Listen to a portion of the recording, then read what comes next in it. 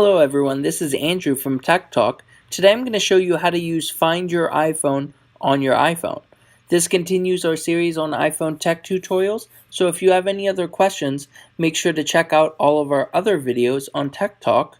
So the first thing you're going to do is you're going to hit the Find iPhone app. You're going to go in there and it's going to ask you to sign in.